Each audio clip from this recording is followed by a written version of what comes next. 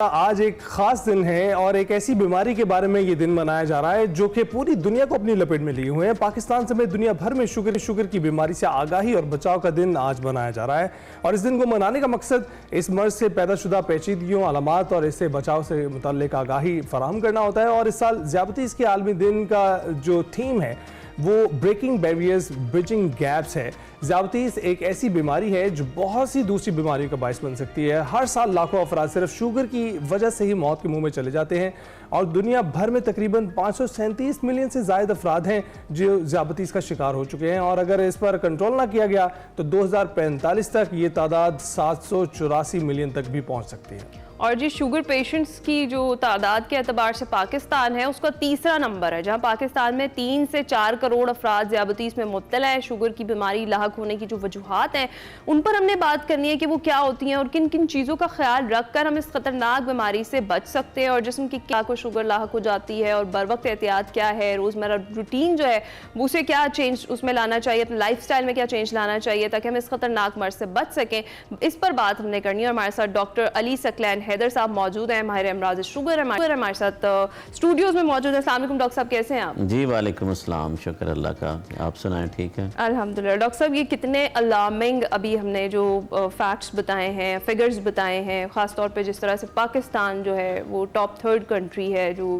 Sugar patients جس میں بہت زیادہ ہے، کیا کہیں گے آپ؟ جی بڑا اچھا آپ نے انٹروڈکشن دیا ہے، اور میں آج کے دن کے حوالے سے تھوڑا سا ذرا انٹروڈکشن اس طرح دوں گا کہ آج یہ ہر سال 14 نومبر کو منایا جاتا ہے، اور مقصد منانے کا ایک ہی ہے، جس طرح آپ نے اپنے انٹروڈکشن میں بات کی کہ اس بیماری کے بارے میں جتنی بھی آگاہی دی جا سکے اتنی کم ہے، کیونکہ آپ نے کہا کہ پاکستان تیسرے نمبر پر ہے، لیکن اس سے بھی تھوڑی سی ذرا خطرناک بات بیان کر دوں کہ پاکستان دنیا میں جو ہر سال نئے کیس ایڈ ہوتے ہیں نا، جس کو ہم پریولنس کہتے ہیں، اس میں نمبر 1 ہے۔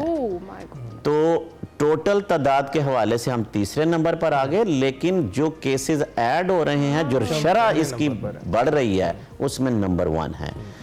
دوسری بات یہ ہے کہ پوری دنیا میں آنکھوں کی بینائی کا کم ہو جانا نمبر 1 کاز شوگر، گردوں کا نکارہ ہونا نمبر 1 کاز شوگر، فالج کے attacks number 1 sugar, heart attacks number 1 sugar.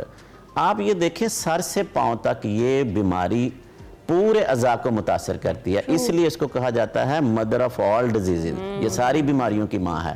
اس وجہ سے آج کے دن کے حوالے سے پوری دنیا میں ایک کیمپین تاکہ عام لوگوں تک کچھ باتیں پہنچائی جائیں، اور یہ جو میڈیا ہے یہ فاسٹسٹ روٹ ہے۔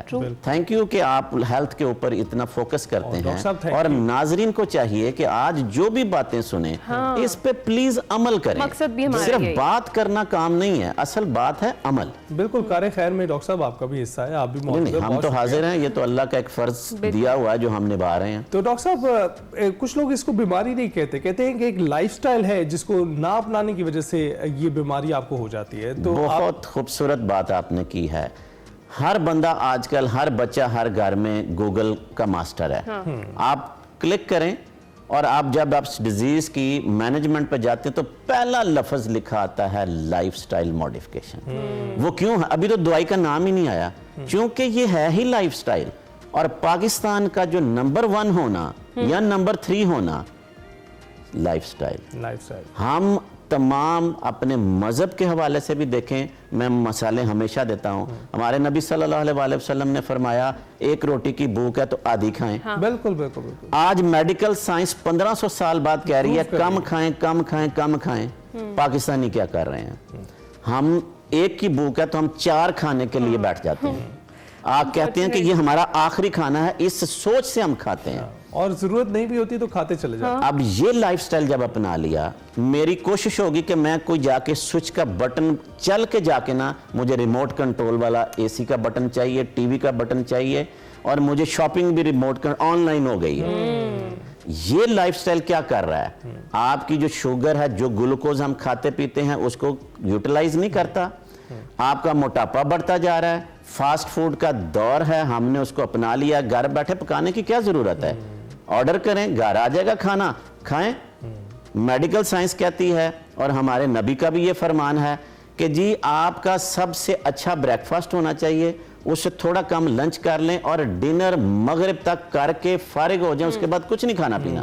सोने से आप जरा पाकिस्तानी स्टाइल देखें, 12 बजे उठना है, कोई नाश्ता नहीं, उसके बाद हल्का सा जी हम लंच करते हैं और रात को 12 बजे हमारा टेबल सज जाता है, रज के खाना है दुरुस्त। और उसके बाद हमने बेड पे चले जाना है। कोई शुगर नहीं कंट्रोल होगी, कोई ब्लड प्रेशर कंट्रोल नहीं होगा, इसलिए लाइफस्टाइल मॉडिफिकेशन कहते हैं। जरूरी है। अच्छा, और डॉक्टर साहब अगर इनिशियली बात करें तो बहुत सारे लोगों को तो पता ही नहीं होता कि वो डायबिटिक हैं, मतलब उन्हें नहीं पता होता कि उन्हें शुगर है।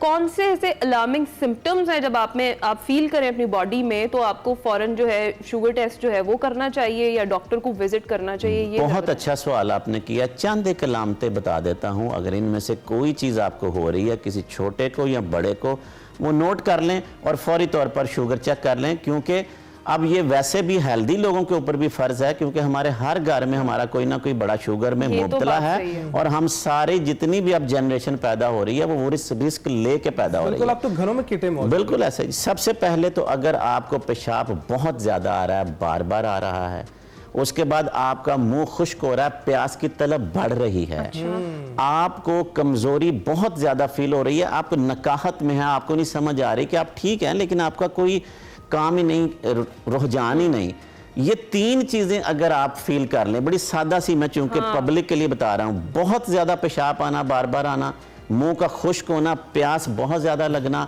और आपको बगैर किसी वजह के नकाहत और कमजोरी का होना, ये 3 चीजें अगर आप देख लें तो लाजमी तौर पर शुगर चेक करें। अच्छा डॉक्टर साहब, हमारी एक बायोलॉजिकल एज भी होती है, बायोलॉजिकल एज के एंड पर कुछ ऐसी बीमारियां हैं जो आपको जो है अपनी लपेट में ले ही लेती हैं, तो उनमें सरतान भी बाजुकात शामिल होता है, क्योंकि अगर आपकी जीन्स में कोई ऐसी चीज़ें शामिल हों तो मेल फंक्शन कर जाते हैं, म्यूटेशन होना शुरू हो जाती है उसकी।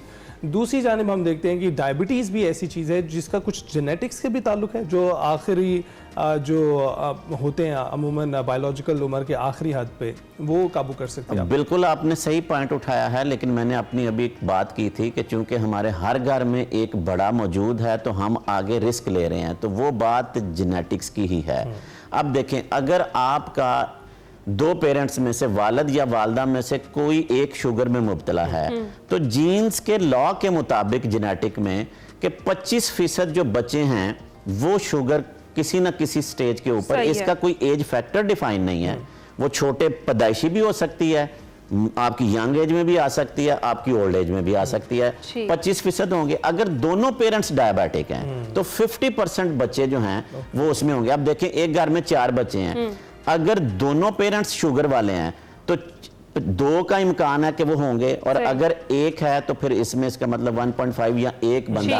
आगे बात यह है कि इनमें से कब क्या होगा, अगर कोई मोटापे का शिकार हो गया, फास्ट फूड, जितनी हमने बातें की हैं वो ज्यादा कर रहा है तो वो जल्दी मुब्तला हो जाएगा। सही है। डॉक्टर साहब, थैंक यू सो मच, बड़ी हमने हेल्दी गुफ्तगू की है आज के हवाले से, खासतौर पर जितनी अवेयरनेस हम एक्सप्रेसो के तवस्सुत से डॉक्टर साहब के थ्रू हम पहुंचा सकते थे वो हमने पहुंचाई है। तो ख्याल पॉइंट मैं लास्ट देना चाहता हूं कि इस सारी बात का एक ही मुख्तसर है कि सेहतमंद मुआशरा ही सेहतमंद पाकिस्तान की निशानी है, और खुदारा सेहत का ख्याल करें। जी बिल्कुल।